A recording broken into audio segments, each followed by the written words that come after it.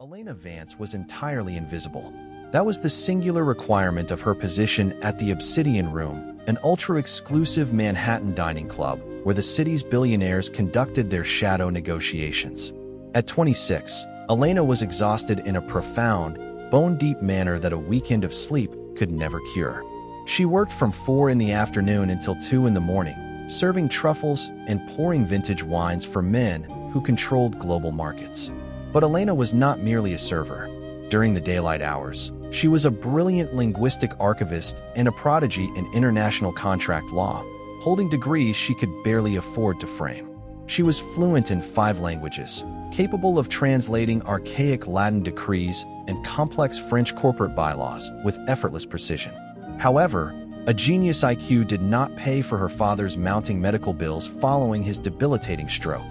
The crushing debt forced her into the shadows, wearing a pristine navy blue suit blazer over a crisp white blouse, her brown hair pulled back tightly into a low, unassuming bun. She was expected to blend into the dark mahogany walls. Tonight, the Obsidian Room was electric with tension. Julian Croft, the ruthless 32-year-old billionaire CEO of Croft Holdings, was hosting a high-stakes merger dinner.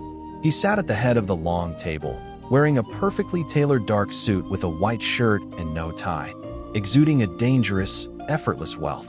Julian was known for his sharp mind and even sharper tongue. He did not tolerate incompetence, and he viewed the service staff as little more than animated furniture. Elena stood quietly in the corner, a crisp white towel draped over her arm, her sharp eyes scanning the room. She watched as Julian's rival, the predatory venture capitalist Marcus Thorne, arrived with a smug smile and a briefcase thick with legally binding poison. Elena knew her job was to pour the water and remain silent, but her mind was already analyzing the posture, the subtle tells, and the predatory atmosphere of the impending legal bloodbath. The dinner progressed with the bitter, sharp cadence of a corporate war being fought over plates of Wagyu beef and reduction sauces. Marcus Thorne had placed a massive, 500-page contract on the center of the table.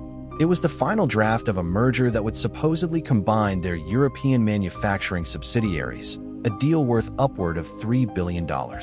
Julian Croft flipped through the summary pages, his brow furrowed in deep concentration. He was accompanied by 2 of his senior legal counsel, both of whom were sweating under the intense pressure of the timeline. Marcus was demanding a signature before midnight, citing European market hours as the excuse for the rush.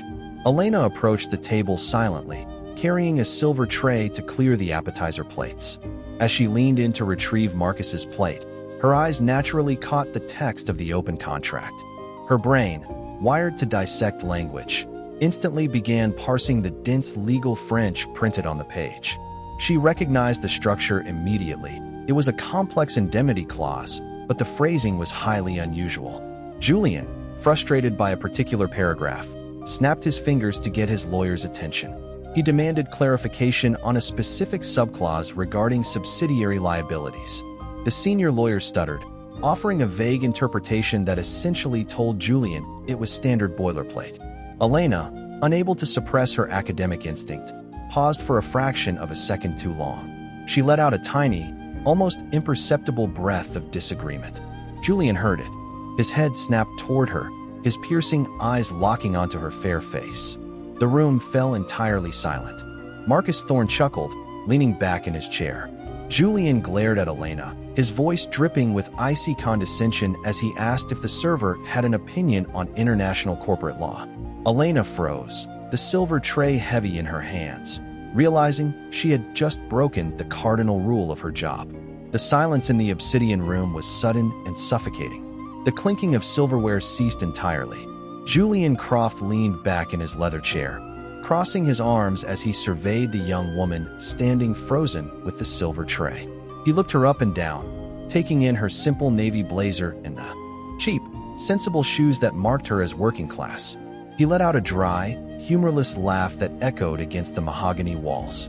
He loudly questioned why his club dues were paying for staff who couldn't even manage to clear plates without intruding on billionaire-level negotiations. Marcus Thorne grinned, swirling his scotch, enjoying the distraction. Julian's senior lawyer sneered at Elena, waving a dismissive hand.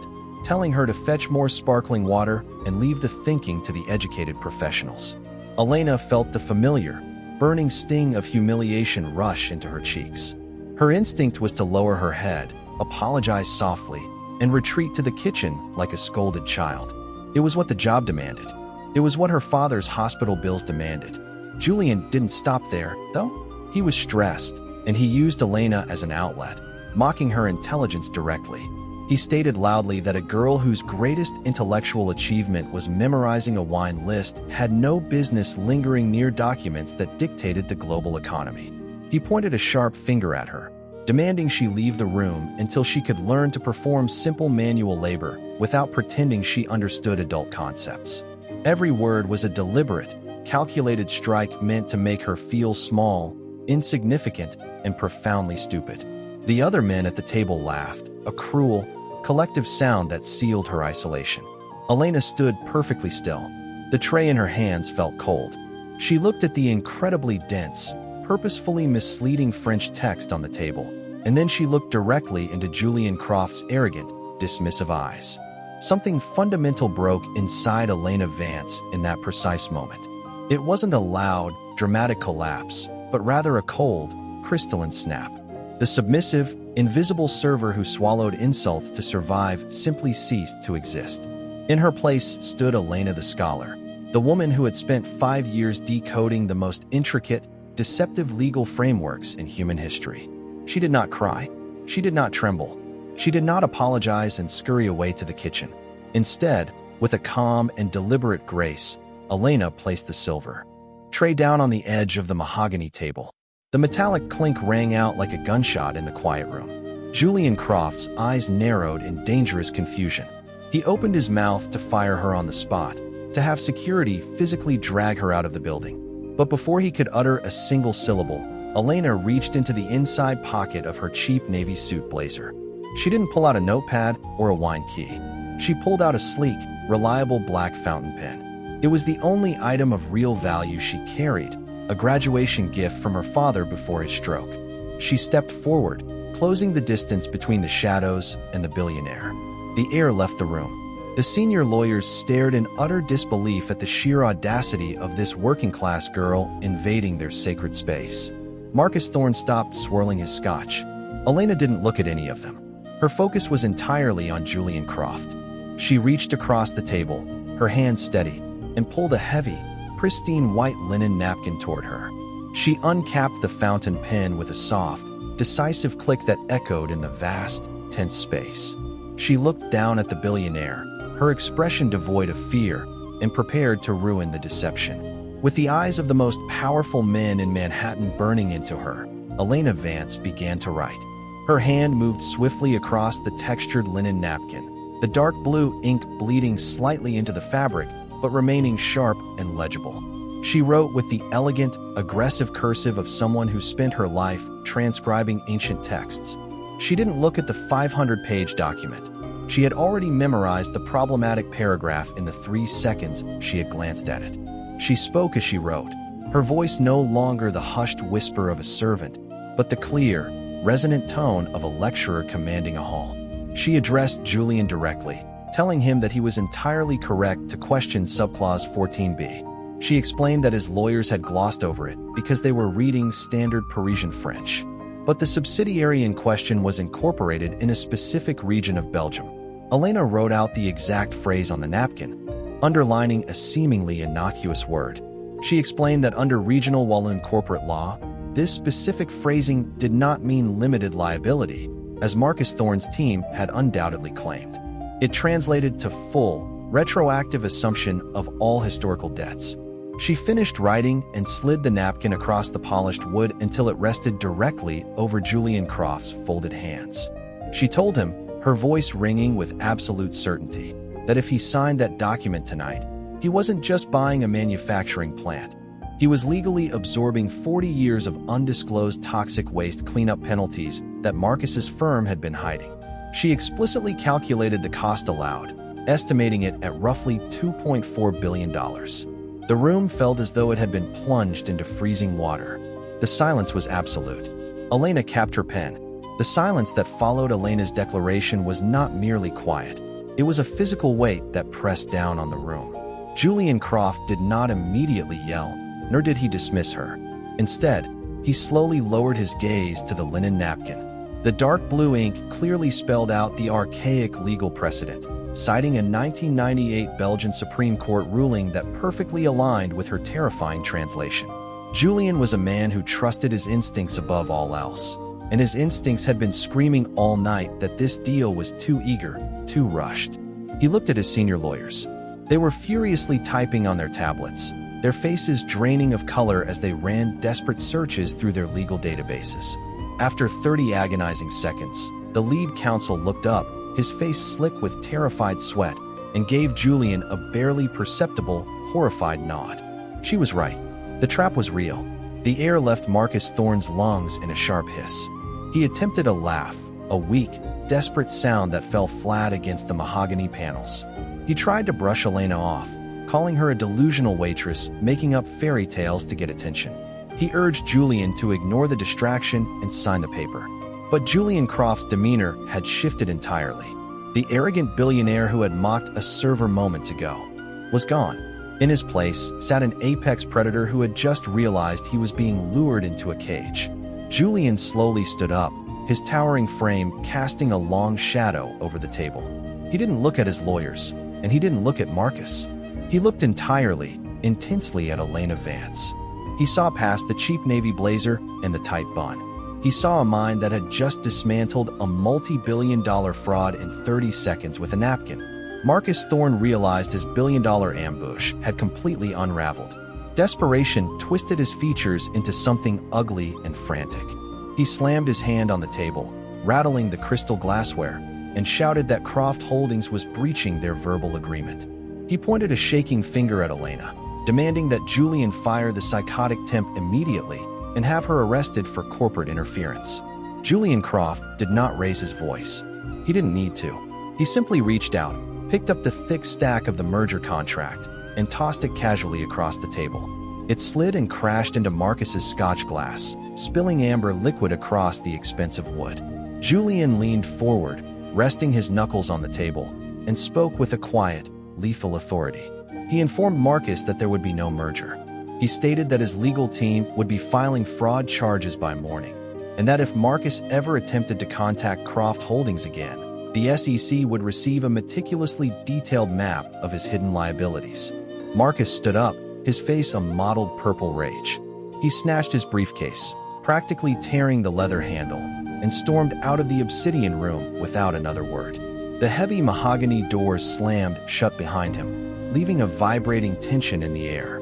Julian then turned to his own legal team. With the same quiet lethality, he told them they were all fired, effective immediately, and ordered them to leave the documents and vacate the premises.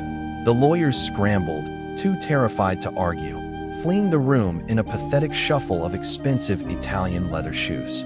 Suddenly, it was just the two of them. Julian Croft, the billionaire who had nearly lost an empire, and Elena Vance, the temp who had saved it. Julian slowly poured himself a glass of water, took a sip, and finally addressed her without the mocking sneer. Julian Croft studied Elena for a long, silent minute. He noted the dark circles under her intelligent eyes, the cheap fabric of her suit, and the unmistakable posture of someone who had fought entirely too hard for far too little.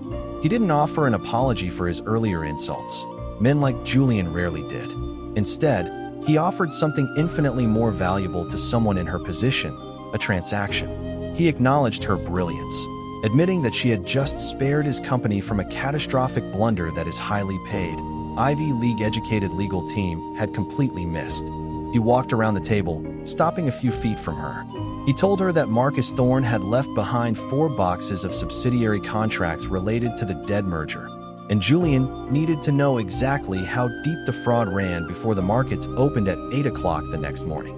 He offered her $100,000, payable immediately in cash, to sit in his office overnight and read every single page. Elena Vance did not blink. $100,000 was a staggering amount of money, enough to clear her father's immediate debts and afford his specialized physical therapy. But the submissive server was dead. Elena the scholar knew her worth. She looked the billionaire dead in the eye and countered. She demanded $200,000, full access to his company's proprietary legal software, and a guarantee of absolute autonomy for the night. If she found the fraud, she wanted credit. Julian's eyebrows rose in genuine surprise. He let out a low, impressed chuckle, a stark contrast to his earlier mocking laugh. He extended his hand, sealing the deal. Elena shook it, feeling the immense power shift in the room. She was no longer a servant. She was a mercenary. At midnight, the executive floor of Croft Holdings was a silent, glass-walled fortress towering over the glittering grid of Manhattan. Elena Vance sat at the massive marble conference table in Julian's private suite, surrounded by towering stacks of documents. She had discarded her blazer, rolling up the sleeves of her white blouse.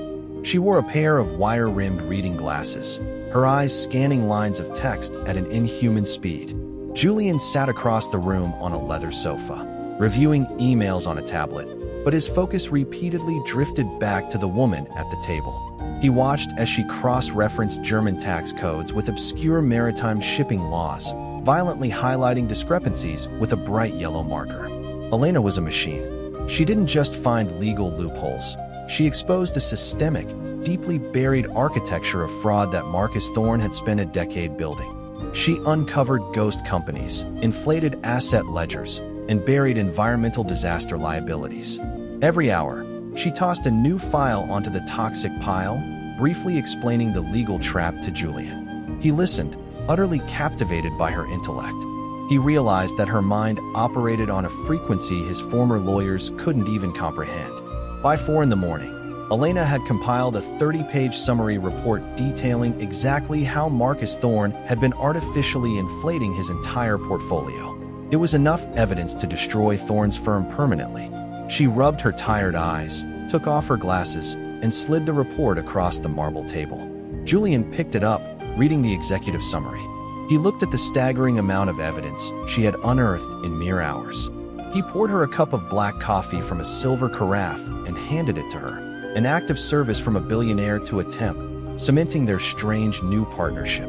The fragile peace of their midnight victory shattered exactly at 7 in the morning. The glass doors of the executive floor slid open, and chaos poured in. Marcus Thorne marched into the lobby, flanked by his own vicious legal team and 3 stern-faced federal agents from the SEC. Julian strode out of his office, his face hardening into a mask of fury as he demanded to know what was happening. Marcus smiled, a triumphant, venomous sneer. He held up a thick manila envelope and announced to the entire floor that Croft Holdings was being raided for corporate espionage and market manipulation. Marcus claimed that Julian had hired a rogue operative, a corporate spy posing as a waitress, to hack into Thorne's secure servers and falsify documents to tank the merger. The lead SEC agent stepped forward, presenting a warrant. He stated they had received an anonymous tip overnight, accompanied by encrypted emails originating from Elena's personal laptop, proving she had accepted a massive bribe from a European rival to sabotage Marcus's deal. Elena stepped out of the office, still in her white blouse, clutching her coffee.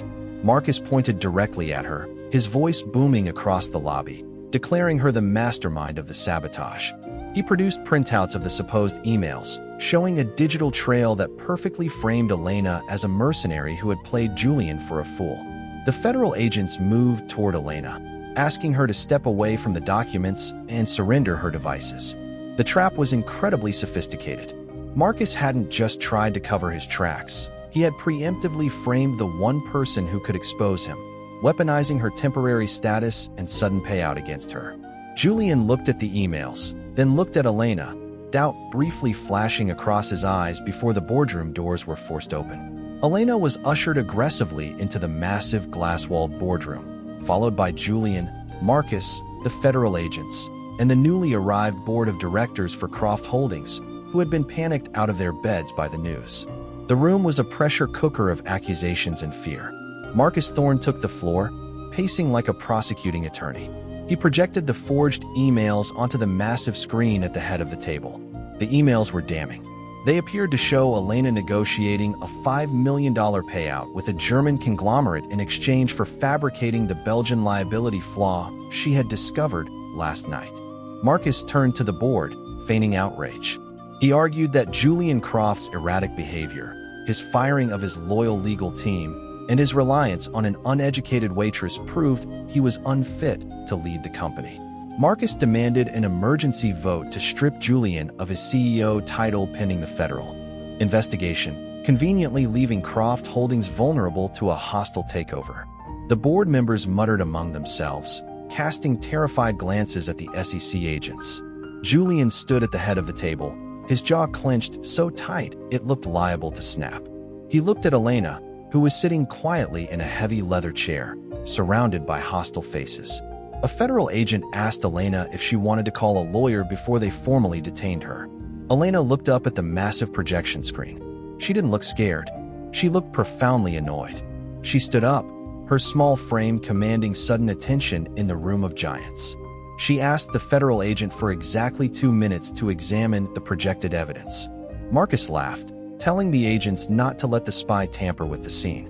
But Julian Croft slammed his hand on the table, demanding they let her speak. Elena walked slowly to the front of the boardroom, her eyes locked on the glowing text of the forged emails. The federal agents watched her closely, hands hovering near their belts. Elena pointed her fountain pen at the screen, specifically highlighting a paragraph in the second email.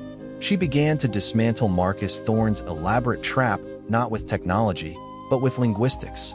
She addressed the room, her voice echoing with academic authority.